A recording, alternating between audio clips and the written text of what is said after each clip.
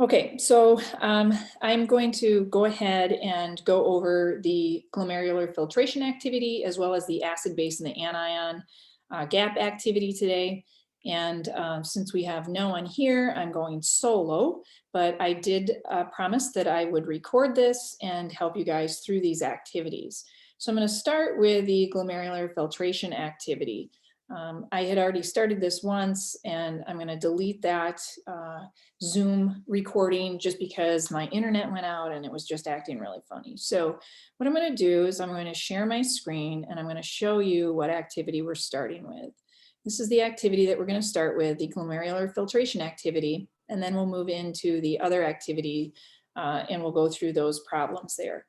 So we're looking at the glomerulus in the kidneys, and it's important to look at the glomerular filtration rate because if the glomerular filtration rate is not adequate, if it's too low, then the body's going to respond by increasing blood pressure. So a lot of cardiologists look at the kidneys when they see a person that has unexplained hypertension or unexplained high blood pressure. So we want to be able to understand the kidneys and the glomerular filtration rate.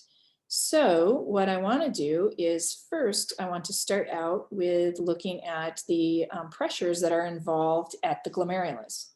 So we're just going to do a little drawing here. So here's our glomerulus. This is our glomerular capsule, and here's the proximal convoluted tubule.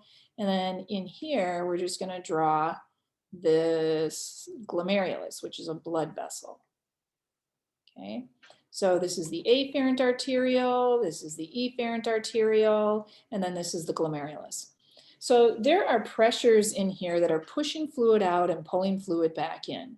The glomerular hydrostatic pressure is the pressure from your heartbeat that pushes fluid out through that the wall of the capillary there. And that is called the glomerular hydrostatic pressure. Now that pressure is normally 50 millimeters of mercury.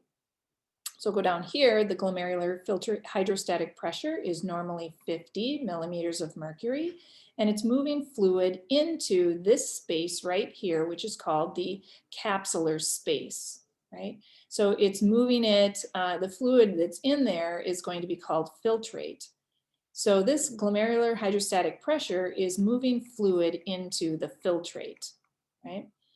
Then we have the capsular hydrostatic pressure. So fluid is building up in the capsular space here, and it's pushing against the wall of the capillary, pushing fluid back in. And that is called the capsular hydrostatic pressure. And that is typically 15 millimeters of mercury. So the capillary hydrostatic pressure is normally 15 millimeters of mercury, and it's pushing that fluid back into the blood or back into the glomerulus. Then we have the next one, which is the blood colloidal osmotic pressure. Now, colloidal osmotic pressure is caused by proteins. So the blood colloidal osmotic pressure is the proteins that are in the blood, and they are going to pull fluid back towards those proteins, back towards those large solutes, and we call that the blood colloidal osmotic pressure. And the blood colloidal osmotic pressure is typically 25 millimeters of mercury. We see that in systemic capillaries. It's the same in the glomerulus. It's 25 millimeters mercury and it's pulling fluid back in. So the normal value is 25 millimeters of mercury and it's pulling fluid back into the blood or back into the glomerulus. The last one is called the capsular osmotic pressure.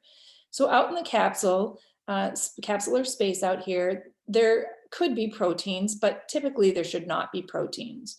If there were proteins, it would pull that fluid towards those proteins, and that would be called the capsular CS osmotic pressure. But typically that pressure is going to be 0 because there shouldn't be proteins in that capsular space. So that's normally a 0, and that would be pulling fluid back into the filtrate. Some diseases are going to increase that number. For example, if you had damage to the glomerular walls, then those proteins could get out of the blood and into that capsular space. But typically that's normal, normally a 0. So now what I'm going to do is I'm going to clear these drawings here. And I'm going to move our page down a little bit. And we're going to look at the next thing. The next thing is, looking at a draw here. Okay, the next thing we're going to compare the net filtration pressure in systemic capillaries that we've already done in chapter 21 with the net filtration of the glomerulus. So here's our capillary that's a systemic capillary. So this, what do I mean by systemic? I mean capillaries that are coming off of the brachial artery or off of the femoral artery or, you know, off of one of the arteries.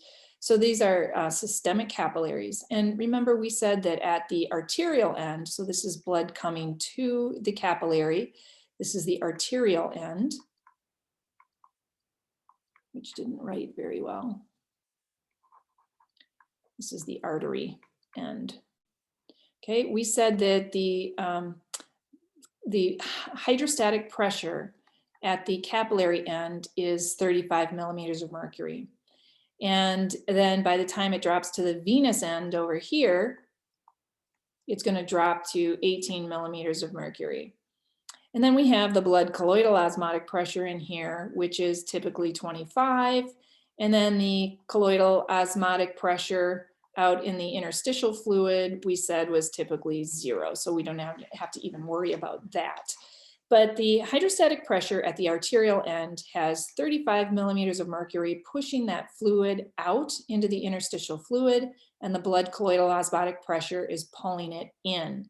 So at the arterial end, we have 35 minus 25, which gives us 10 millimeters of mercury of pressure pushing fluid out.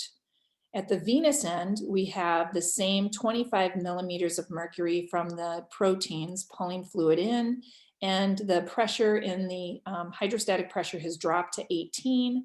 So 25 minus 18 is only 7 millimeters of mercury that is pushing fluid out.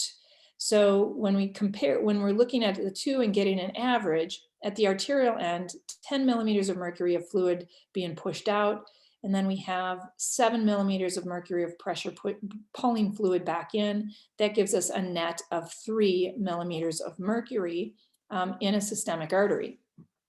Now, when we look at the net filtration pressure in the glomerulus, we have those pressures that we talked about. And we have the glomerular hydrostatic pressure pushing fluid out, which is 50 millimeters of mercury. We have the blood colloidal osmotic pressure pulling fluid in at 25. And we have the capsular hydrostatic pressure, which is 15. And that's pulling fluid in as well. So we have 50 millimeters of mercury pushing fluid out, and we have 25 plus 15, which is 40, which is going to be pulling the fluid back in. That gives us a net of 10 millimeters of mercury of fluid being pushed out of the blood.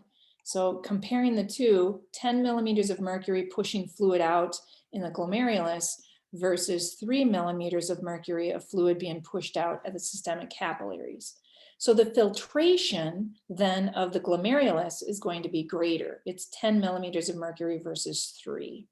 So obviously the glomerulus is going to filter more fluids and solutes than the systemic arteries are. Okay, so now we're going to move down and we're going to look at the next question here. And this is determine the glomerular net filtration pressure with the following. So the glomerular filtration, the glomerular hydrostatic pressure is 40, the blood colloidal osmotic pressure is normal, and the capsular hydrostatic pressure is normal. So glomerular hydrostatic pressure pushes fluid out. That's 40 millimeters of mercury.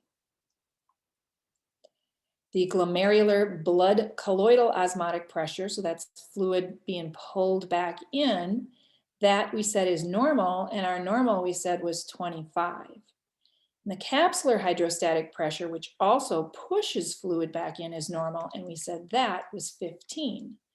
So now we compare, we have to analyze how much is being pushed out, how much is being pulled in or pushed in. So we have 40 being pushed out, and what's going back in is 40. So when this happens, we have zero filtration. 40 minus 40 is zero, so nothing is being filtered at the glomerulus. This is what we call kidney failure. The kidneys are no longer filtering and they are failing. That is kidney failure. So filtration stops. All right. So what condition might cause this? What is the not normal here? It's the glomerular hydrostatic pressure here that's normal. Normally it's 50 and it's not normal. It's gone down to 40. So what could drop that? Well, really low blood pressure could cause that. Hemorrhaging could cause that. You know, this glomerular hydrostatic pressure is caused from fluid being pushed into that glomerulus. What else could cause that? What if you had a stenosis of the afferent arteriole or of the renal artery? You know, then you're not able to bring as much blood into that glomerulus. So those are some things that could cause that. You think of anything that might slow down the pressure that your heart is beating, heart failure. You know, there's a lot of different things that could cause that glomerular hydrostatic pressure. So I'm going to clear this. We're going to go to the next one. Down here, we're looking at determine the glomerular filtration pressure with the following. Glomerular hydrostatic pressure is normal. So we look at the hydrostatic pressure pushes fluid out, and normally it is 50, and we're saying that it's normal, so it stays that way. The blood colloidal osmotic pressure, which is normally 25, is now 35. The capsular hydrostatic pressure is normal, and we said that's normally 15. So now we look at comparing what's being pushed out with what's being pushed and pulled in. So we have 50 minus the 35 plus 15, and this is 50, right? 35 plus 15 is 0. So here we have zero filtration. So there's no filtration with this in this condition either. So this is kidney failure. The kidneys are not going to be able to function if they are not filtering the blood. So what conditions might cause this? Let's look up and see what's going on. Well, the hydrostatic pressure is normal. What is higher here is the blood colloidal osmotic pressure. Now, if you remember what causes that, that is caused by proteins. So what we're saying is that there is additional proteins in the blood. How do we get additional proteins in the blood? Well, you know, something that might cause that is dehydration. So if you don't have enough fluid in your glomerulus, so here's your glomerulus. If you don't have enough water in there, then the concentration of proteins is going to be much greater because you don't have as much water in there. So that's something that could cause that. You know, what else might cause additional proteins in that area? You could be, you know, breaking down skeletal muscles that could be putting proteins into the blood. So anything that you think of that could put additional proteins into the blood, that could cause this type of kidney failure from occurring. All right, then if we look at the next one, then we're going to go down and look at this one here. Okay, so here glomerular hydrostatic pressure is 60. Remember, again, it's normally a 50. Glomerular blood colloidal osmotic pressure is normal. Well, normal is 25. Capsular hydrostatic pressure, that is normally 15, and they say it's normal. So now we have 60 minus 25 plus 15 is 40. Now we have 20 millimeters of mercury. That's the pressure at the glomerulus, and it's pushing it out. Normally it's 10. So 10 is normal, and we're pushing it out at 20. Well, this is going to be damaging. It can damage the glomerular walls. We're getting too much pressure pushing against those glomerular walls. That could actually damage those walls and cause problems. But anyway, we're getting excess filtrate out here. So filtration is increased. We get an increased filtration.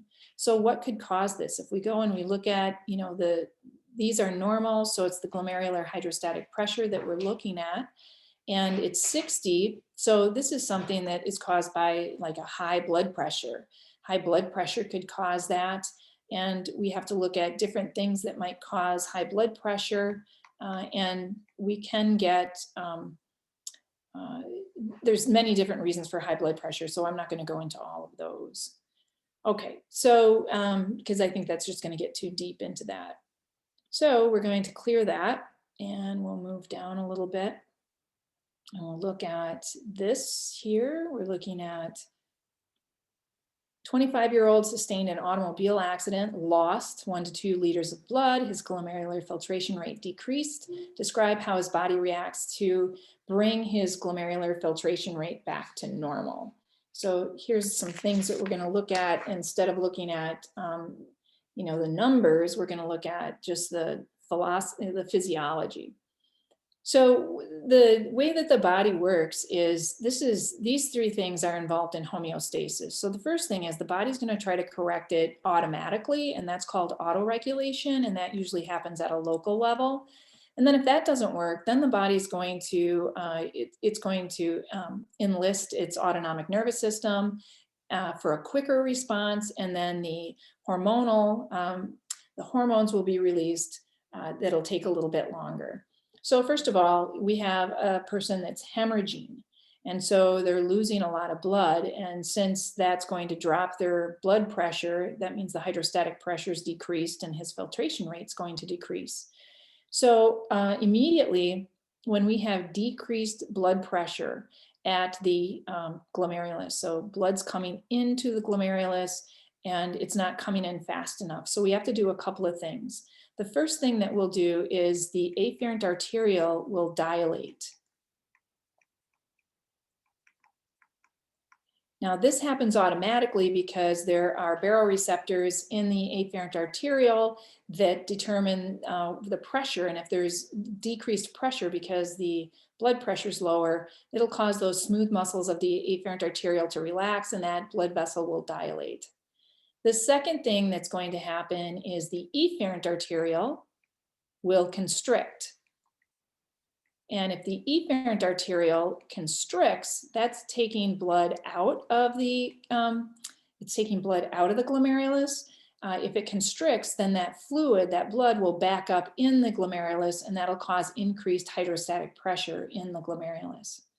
The other thing that happens is that the mesangial cells, if you remember those mesangial cells will start to contract, and they're surrounding the glomerulus, and when they contract, they sort of squeeze those blood vessels, I like to think, and like a sponge squeezing fluid out of it, the mesangial cells will squeeze the glomerulus and squeeze the blood out of squeeze the water out of the glomerulus and into that capsular space. So that is an autoregulation. Now, the next thing that happens is the autonomic nervous system kicks in, and it's the sympathetic nervous system which is going to cause this autonomic nervous system to react. And what the sympathetic nervous system does is it stimulates the juxtaglomerular cells to release renin, otherwise known as renin. So when you say renin, it can kind of confuse you with another hormone called renin that is released in babies, in infants. But anyway, we want to see that the sympathetic nervous system is going to release this hormone, cause the juxtaglomerular cells to release this hormone called renin. Now, renin then is a hormone that is going to start the hormonal regulation and start the renin, angiotensin, aldosterone system. So we've got the renin, angiotensin, aldosterone system. And what this does, so what renin does is it has a number of functions. The first thing it does is it makes you thirsty. So you drink more fluid, and that's going to, it's going to give you more fluid to create blood. It is going to cause ADH and aldosterone to be released. ADH and aldosterone are two hormones that increase water absorption in the kidneys. So if you absorb more water, you're going to retain more water, and thus you're going to have more, you're going to increase your blood pressure. When you're losing fluid, when you're losing blood, you're decreasing your blood pressure. So our whole aim here is to increase blood pressure. So using this, this system, this RAAS system, we're going to increase water absorption, and we're going to increase our intake of water. So that is that one. Okay, then we're going to move down here, and we're going to look at this one down here. This is our last one that we're going to do on this topic. Right, so a 64-year-old presents with chest pain and a blood pressure of 190 over 130 millimeters of mercury. So this person has the exact opposite of the other one. This person has high blood pressure. So there's too much pressure coming into the glomerulus, which could damage it. So his glomerular filtration rate has increased. Higher blood pressure increases the filtration rate. So how is his body going to react? So first of all, we have autoregulation. And again, autoregulation is a local response. And hopefully we're thinking that, okay, maybe this can control it. So autoregulation is where the afferent arterioles, again, they have these baroreceptors, and they can feel that extra pressure that's happening in those afferent arterioles, and it's going to cause the smooth muscles of the arterioles to constrict. So the afferent arterioles constrict. Now, when those blood vessels are constricting and getting smaller, it's not going to let as much fluid into the glomerulus. So that by constricting the afferent arterioles will decrease the amount of filtration because it decreases that glomerular hydrostatic pressure. The next thing that happens is that the sympathetic nervous system is going to get involved. And the sympathetic nervous system is going to stimulate the afferent arterioles to constrict. So I don't know why I can't get an S going there. Nervous system. Okay, so the sympathetic nervous system, what it does on any blood vessels is it causes major vasoconstriction.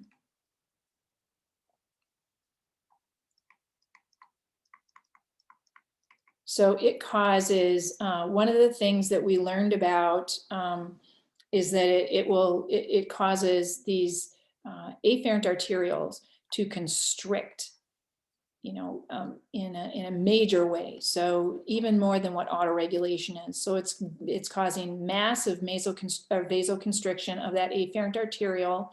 And then that means that less fluid will be able to go into the glomerular capillaries, which means that we're going to get a decreased filtration rate, because that's what we want to do. We had an increased filtration rate. We don't want our kidneys to be damaged. So we want the glomerular filtration rate to be decreased.